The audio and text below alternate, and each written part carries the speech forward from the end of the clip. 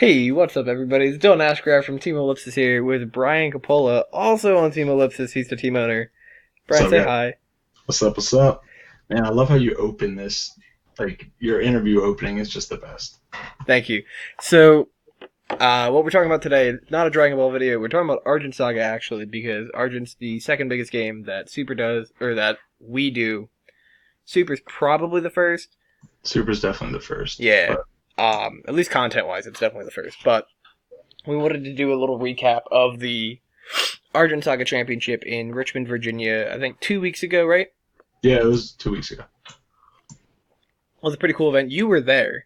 I was. It was an awesome event. I mean, AirJ always runs smooth events. Everything was just on point, on time. Rounds ended when they were supposed to end. Everything was on point, like always. Yep. All right. So what we're gonna do is we're gonna talk about like the top 16 breakdown and stuff like that, Yeah, we haven't seen a breakdown yet of. which is weird because like I think Yeah, that's the coolest part, especially with a game that has like how Argent set up with like champions and spirits, so you get a lot more like combinations. Yeah, so I mean it's pretty good. We got a bunch of different champions, a bunch of different spirits, a lot of combos. I mean it's a really good breakdown. I'm really surprised nobody's done it yet. So glad we're getting to take the time to do it. Yeah. So moving on, we had 5 different champions in top 16, which feels pretty healthy for the meta. A lot of it's still black oriented, so a lot of people are still playing like Hoenna and I guess Luna now, which was crazy because I think this is the first time Luna's topped an event. And Luna, man, Dude, get Kitty out. splashing the dark cards. So we saw Hoenna, the Immoral Conjurer, take 7 of the top 16 spots, which makes the most sense because it's the closest to the last deck that was like the tier 1 deck in the meta, which is Argon. Ergon Yeah. Kite. And then Hoenna is also just a really strong leader or champion because of the ability to summon golem tokens during your opponent's turn to have free attackers during your turn. Yeah, Huana rewards you for playing the game. When you attack a unit on board and you destroy it, you get a counter. You take a tower, you get a counter. So like the things that you're already doing to win the game, it helps you win more by building up these counters. Yeah.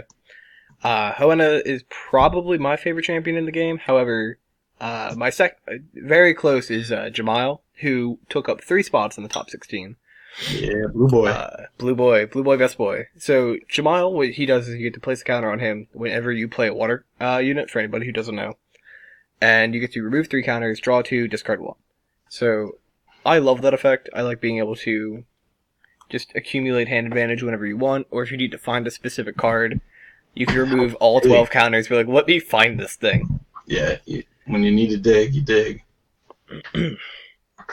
And then the next most represented leader, champion, goddamn, is Oran, the Golden Rose, which I thought he was cool and thought he was pretty decent when he got revealed at first, but I didn't think about how they were playing it at the event. Elephant.deck. Elephant.deck is insane. Yes. Now, this is the deck that Eric Goodwin brought, correct? Yep. This is correct, yep. I've I never. believe he went with Aron Fizzy, if I'm not wrong. Yeah, he played Oran Fizzy. Yeah. I played the deck. I played against him in locals the Thursday before, and I got to see what the deck does, and it's really crazy. And it's really cool. Just the amount of like stall and survivability the deck has is really, really fun and interesting. The survivability is what's really awesome. I mean, it's something that I don't think any other deck can do. I mean, this one can go for a while, and it's just defensive as can be. I mean, it's really an awesome champion. Yeah. Exhaust, discard 1 knight unit or gear from your hand, exhaust target unit. So, I mean, it's super powerful. Next up on the breakdown is probably my favorite archetype, I guess. I think we can officially call it an archetype now, is Gears. Gears, yep. Because, which is Liam Kite, essentially. I don't think Gears has been played with any other spirit yet. Maybe eventually we'll see might a change. A couple fizzies. Yeah. I think that most of it is just regular Gears. But Liam Kite. So what Liam does is when you destroy a tower, you get to look at your deck, grab any gear from it and add it to your hand, and then you can also once per turn during either player's turn, I believe, discard a card, increase any creature by, or discard a gear, increase any creature by 500. Yep. We saw that happen at the championship. Somebody discarded a gear to boost their opponent's guy to force them to break towers so that they could drop Yukis. And I think that is an amazing interaction that I definitely never thought of. Yep. They were swinging with 1,000 unit. I said, are you going to do anything? He said, nope. He said, okay, I'm going to boost it to 15 so it guarantees to crack a tower, and then I'm going to drop these Yukis on you. You're going to have to deal with those. And I think that's so worth, like, especially if it's, like, one of the less valuable towers, like, not, the wind tower, and you're like, alright, cool. I'll definitely lose a dark tower so I can play 3 creatures. Yep. Alright. And then the last up on the leader breakdown is Jillian, the Witch Queen. And I love this because I was playing this deck for a little bit. Not the way they were doing it, though. We just got a subscriber. Thank you for that notification. So if I'm correct, it was pretty much stalled out deck and then win, like, right before the game, like the match ended or something. Yeah, Gillian had trouble dealing with the elephant.deck, which was the Aron decks. But other than that, it really had really good matchups. I mean, it plays a lot of spells. It gets what you need when you need it. You get to see the cards. I mean, you're normally having hand advantage, and you're just being able to do what you want at will. This is actually what Brad was playing at the event for the Beat the Champion, and I think he only had 1 loss the entire weekend, so it's pretty good. Yeah, I think it's really cool. I like the value you get out of Jillian, just like showing, you have 2 spells, so you can add a Misu or whatever that's on the top of your deck. We had 4 spirits, 4 different spirits, which is pretty sweet. We had 2 Lunas, 9 Kites, 3 Fizzies, and 2 Solas. So it was a really good showing. Yeah. Moving on. Yeah. Sorry, I got a text from somebody and it messed me up there for a second. Yeah, I think seeing 4 of the 5 spirits is really cool. 4 of the 6, actually. I keep forgetting Buckeye is a thing. Buckeye. I was kind of hoping someone would top with Buckeye, I'm not gonna lie. I know a lot of people brought him. There's a lot of play. I actually lost the Hoenna Buckeye. Hoenna Buckeye. I know Jamile Buckeye is a thing. Yep, Jamile Buckeye. I mean, Buckeye's strong. Don't sleep on Buckeye. Being it's the first spirit that allows you to play more than 8 cards in your deck, correct? Yep, that is correct. So we're at 10 with Buckeye. I think that sets an interesting precedent for the game. Looking at the numbers of the spirits, I think this makes the most sense. Like 9 Kite. Kite is an absolutely absurd spirit right now. Yeah, Kite's strong. You get so much out of this, like, this one green bunny. And I just... it's so funny, like, looking at it. Because I played in a couple tournaments during the intro deck format. Mm-hmm. And, like, Mono Green and Kite weren't represented at all, because it just wasn't really that great. But yeah, that format was completely different. I mean, we've had a few different formats, but Kite's been, in the last 2 formats, pretty strong. Yeah, I was just saying, and then moving right into set 1, like, Ergon Kite just dominated the game. And now you're seeing Hoenna Kite take up a large chunk of the game as well. Yeah, the reason why Kite's strong outside of Sylphia, outside of Garga, outside of Kazi, is Zephyr Crystal. And yes. That is just one of the strongest cards right now. Actually, we're going to talk about it in a second here. But 13 players out of top 16 played Kite. 13 players played Zephyr Crystal, and only 9 players played Kite. So some people were sitting on it tapped and just using it when they needed to. I was going to say that I think that's a testament to how, like, strong Zephyr Crystal is, that people were willing to start with a tapped mana. Yeah. So they could get the eventual value out of it. Yep. Because you need to be able to crack, like, Hidden Labs, you need to be able to crack Core, More Room, all of those good things to make sure your opponent doesn't get the infinite value that comes with them. Yeah, and the Argent Tower too. I mean, that was a That too, especially in the Oron matchup. Yep. Yeah, looking at the champ spirit combinations. So 7 of the Hoennas were Hoenna Kite, with 1 Hoenna Fizzy, which it makes me a little sad because Hoenna Fizzy, and I think you might agree with me too. Hoenna Fizzy is just so fun. Fizzy's the best. Fizzy's so good. Fizzy will always have It's a little frog. I love Fizzy. But just at the moment, I do believe that the Hoenna Kite is just the better deck overall. The 2 Gears decks or the 2 Liam decks were Liam Kite. So they were playing Gears.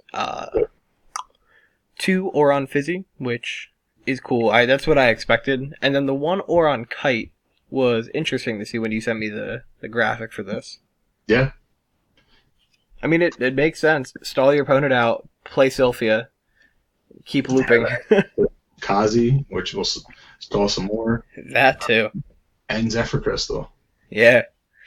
And then for the not the Hoenna, I keep looking at Hoenna. The Jamail decks, we had 1 Jamail Sola. I think this is like the good old faithful right now for Argent. Mm-hmm. Because like, Jamail Sola has topped every event. Jamail Sola is strong. It won the Argent Saga the Argent Saga Invitational in Philly. Or Atlantic City. Atlantic City, yep. It topped the Columbus Regional. It topped the first Argent Saga Championship, correct? I believe so, yeah. And then it tops this one here. Yep. So, like, if there's any deck that you could probably refer to as Good Faithful right now, it's Jamail Soul. It's blue-white control for Magic. That's exactly what it feels like. And then, the most interesting deck from the top 16 breakdown to me, Brian, you know, I think I immediately texted the group, and I was like, am I blind? Did someone just play Jamail Luna? I need to have this deck list. Yeah. There was a couple of people that topped with it. I think there was 2 that topped with it, and it was just strong throughout the entire day. One of them was Chris Sock, who was playing it, and he was on fire all day. It's such a cool deck, and it's such a clever idea, just combining the best blue cards with the best black cards. Yeah. And then the last deck was Julian Sola, which we talked about earlier, just stalling your opponent out with infinite spells, and then board wipes galore with Chromostasis and the card that is Wrath of God, but I never remember what it's called in Argent. Finishing Ray. That, yeah. Even when playing the card in Argent, I just refer to it as Wrath of God. And then that's the top 16 breakdown. Moving on to the notes that we have, just other interesting things to talk about. Towers-wise, and I want to talk to you about this one especially, because I haven't actually played a game without the normal towers, but out of the top 16, 13 people played the normal towers, like all 5 normal towers, and then 3 people played 1 copy of Tower of Surging Shadows, which is the black one, correct? That is the black one, yeah. It has 2,000 health, so it is the strongest tower in the game at the moment. It's the only one with 2,000. If your spirit or champion is dark, when the tower is destroyed, you may return a unit with cost 3 or less from your discard zone to the field. Use this effect only if you have more destroyed towers than your opponent. Which is a pretty strong effect, because like you get to recur Golem of Avarice, Rudy, other impactful 3-drops, and I think that's really cool. Yeah. And and Devourment too, honestly. That Guardhound. Yeah. Guardhound's super strong. And we're going to talk about how strong this is with the most played card in top 16.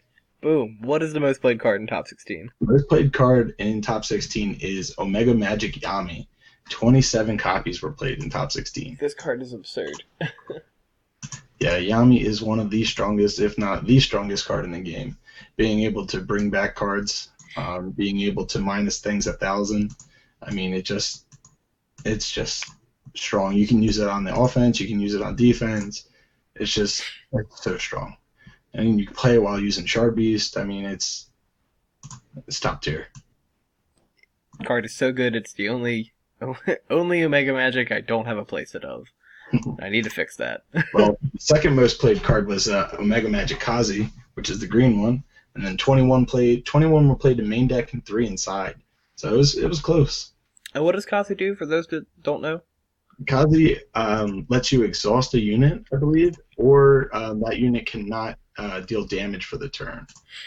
Okay, I can see a lot of value coming out of that to protect your guardians or protect important cards that you have. Yeah, let's pull it up real quick. Get it exactly the right wording for you. All right, it's an instacast 2 or less, or sorry, instacast 2. If you have 2 or less towers remaining, this costs 0 to play, which is huge. Target unit cannot deal damage or attack this turn, and you draw a card. So it replaces itself. It stops an attack. It stops damage. It's just solid. You can use it on your own guy when they attack, so they still take the damage. I mean, it's a really strong card. Plus, the artwork's got to be the best. It is a really good looking card. All right, and then I think the last thing we have to talk about is the shards, right? Yeah, we talked a little bit about Zephyr Crystal, but the one that we didn't talk about is Corona the Spirit Ruby.